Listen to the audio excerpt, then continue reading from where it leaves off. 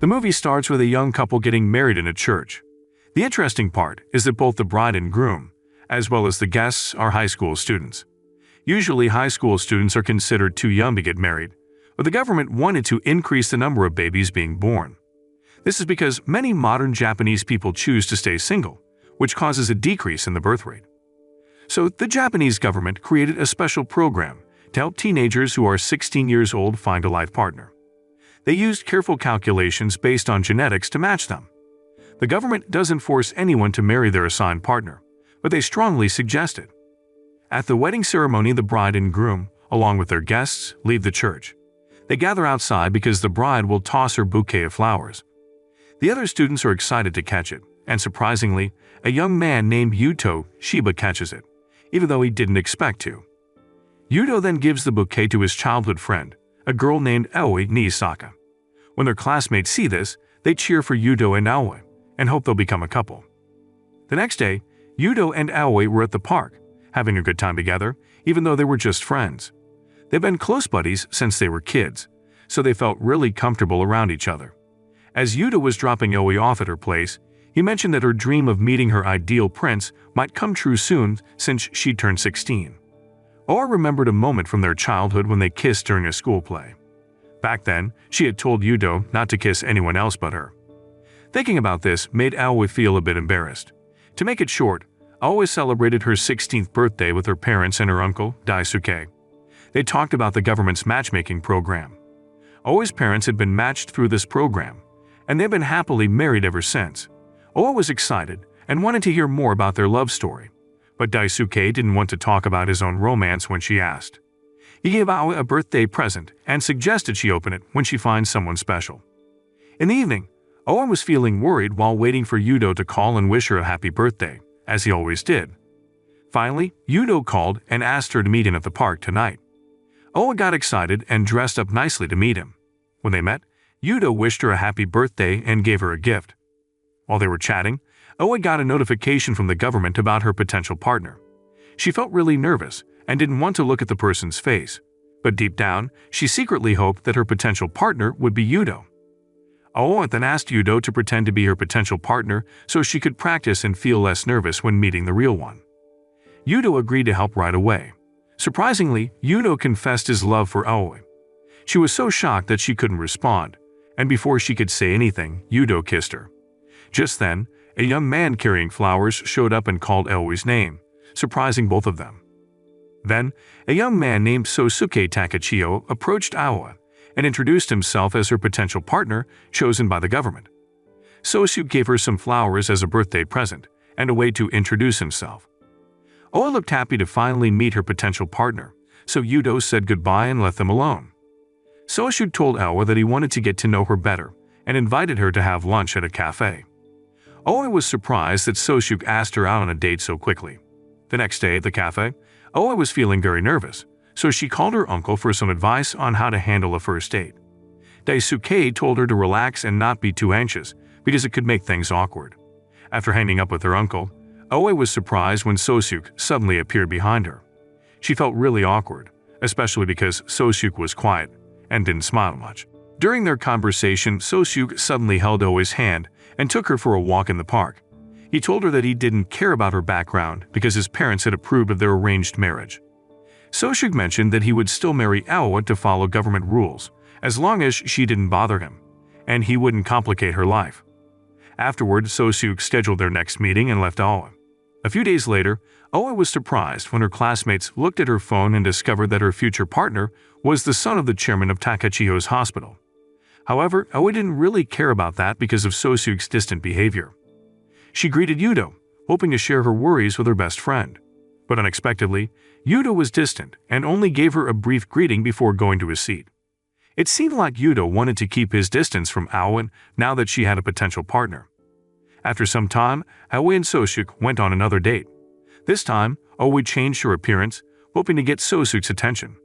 Unfortunately, Sosuke didn't seem impressed by her new look, which left Aoi disappointed once again. After the date with Sosuke, Aoi went to the park to buy her favorite snack and ran into Yuto, who also wanted the same snack. Aoi asked Yuto about her new appearance. Yuto honestly told her that he preferred her the way she was, as she didn't need to change to be beautiful and attract people. Yudo then asked if Aoi was happy with Sosuk. Aoi replied that she was okay. But Yudo, who knew Aoi well, noticed that she was lying because she was fidgeting with her bangs. Yudo gave her some advice to help her get closer to Sosuk. The next day, Aoi went to Sosuk's house and was very surprised to see that it was big and fancy. Sosuk's parents were at home and greeted Aoi nicely. But Sosuk's dad quickly talked about the big responsibilities Aoi would have as Sosuk's wife. They tried to get to know each other, but in the middle of the conversation, Sosuk showed up and argued with his father for making Aoi uncomfortable. Then he took Aoi away from his house. Aoi realized that Sosuk didn't have a good relationship with his parents, especially his father. She thanked him for helping her and was happy that Sosuk stood up for her. She thought he was really cool. Sosuk told Aoi that his parents were too controlling, especially since his older brother had passed away. Now, he was the only son left, and he had to meet his parents' expectations. Sosuk felt even more down because he didn't have anyone who understood him or friends to comfort him. Aoi told Sosuk that she wanted to be his friend and understand him. She hoped he could trust her and share his problems with her.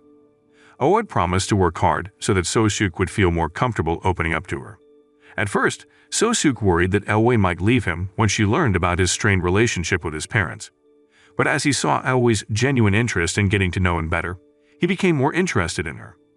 When Aoi was about to board a bus, Sosuk suddenly ran after her and kissed her. Aoi didn't get on the bus, and they spent more time together. A few days later, Sosuk asked Aoi for another date. During their outing, Aoi took Sosuk to a shopping center. She wanted to buy a gift for Yudo, who would soon celebrate his 16th birthday.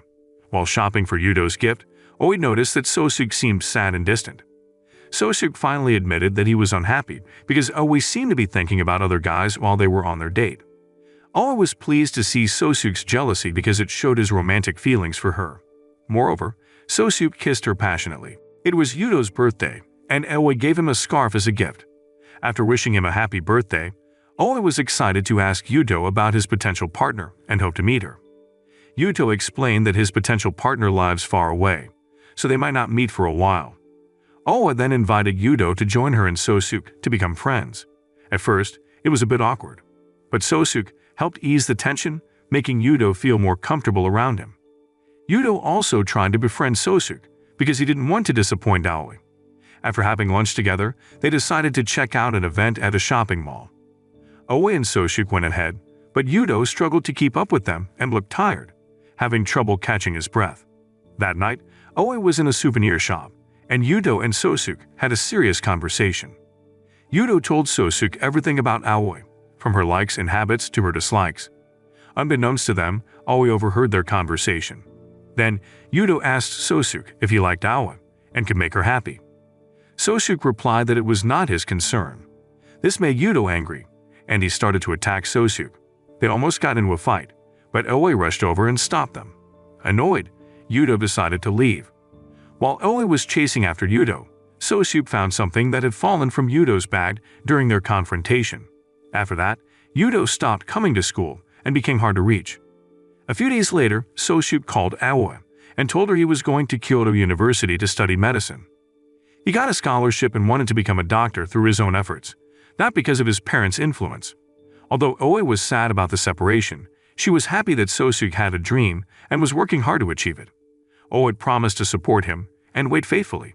Time passed, and it felt like Sosuk had been in Kyoto for a long time. Aoi finally had the chance to take a vacation and visited Sosuk. They missed each other and spent time on dates. In addition to visiting Sosuk, Aoi also took the time to visit her uncle in Kyoto. Daisuke was happy to see his niece because he had been busy with work and hadn't seen her in a while.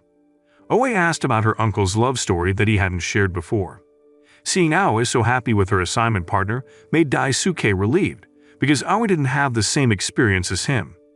Daisuke revealed that he and his assignment partner ended their relationship just before their wedding. Daisuke believed he would hold back his partner's career, so they decided to break up and pursue their own happiness. In the end, even though the government may have found the best match for them, Daisuke realized that they couldn't ignore their feelings and desires. The following day, Sosuk asked Aoi out on a date and took her to a romantic place where he proposed to her. Even though the ring he used for the proposal was simple, Aoi was very happy and said yes to Sosuk. When she returned to school, Oe told her classmates that she was going to marry Sosuk. However, she felt sad because she hadn't heard from Yudo yet. Oe was curious about the wedding and asked Sosuk about his parents and whether he had patched things up with them. Sosuk avoided the question, saying he didn't want to discuss his parents. Oe couldn't just let it go, so the next day, she secretly met with Sosuk's father at the hospital. During her conversation with Mr. Takachio, Oe realized that he was a very strict and controlling person, not considering Sosuk's wishes or feelings for his own future. As she was leaving the hospital, Oe accidentally saw Sosuk heading towards his father's room. Curious about their conversation, she secretly followed Sosuk and overheard what they were talking about. Sosuk was pleading with his father to provide a letter of recommendation for Yudo, who had stage 3 brain tumor and needed treatment. Sosuk was willing to give up his dream of becoming a doctor and follow his father's wish to take over the hospital leadership for Yudo's sake. He also asked his father not to tell Oe about Yudo's illness because he didn't want to upset her, and he had promised Yudo to keep it a secret. Oe was shocked to learn that Yudo was seriously ill, and she felt helpless because there was nothing she could do to help him. Later, Sosuk met with Yudo and submitted the letter of recommendation for his treatment abroad. Even though Yudo had a difficult-to-cure illness, Sosuk encouraged him not to lose hope and to keep fighting for his recovery. Yudo was grateful to Sosuk for his help and expressed his determination to become a great doctor. Realizing that Sosuk is the right partner for Oe, Yudo pleads with Sosuk to always take care of Oe and make her happy. The next day, Sosuk takes Oe on a date to a romantic place where he expresses his love for her. He mentions wanting to celebrate their wedding anniversary there every year and kisses Oe, but he senses something different in her reaction. Sosuk realizes that Oe loves Yudo, and Yudo loves her too. On the day of Oe and Sosuk's wedding, the guests have gathered, but the bride and groom are missing from the church. Oe, dressed in her wedding gown, is actually waiting for Yudo in front of the church. Sosuk eventually arrives and informs Oe that Yudo won't be coming because he's going abroad. Oe tries to deny it, but Sosuk can tell she's lying. He gives her a ticket to chase after Yudo and asks her to go. Meanwhile, Sosuk enters the church and tells everyone the wedding is off. Oe finally meets Yudo at the airport and confesses her love for him. Similarly, Yudo had loved Oe from the beginning. Oe expressed her desire to be with Yudo during his treatment abroad, and they shared a kiss. They spent their time together doing enjoyable things, and eventually, Yudo proposed to Oe, promising to love her forever. Some time later, Yudo sadly passed away after his long battle with illness. Oe and Sosuk reunited when they coincidentally met while visiting Yudo's grave. Sosuk, who still had feelings for Oe, hoped to rekindle their love and asked her to marry him. So the moral of the story is, remember, government matchmaking might give you the genes, but only your heart can pick the genes that fit.